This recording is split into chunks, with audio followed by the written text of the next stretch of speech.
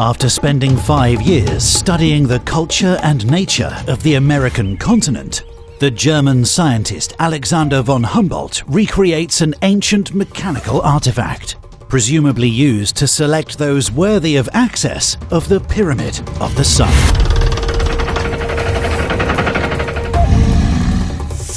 Now it is time for you to restore the artifact and unravel the enigma from ancient times.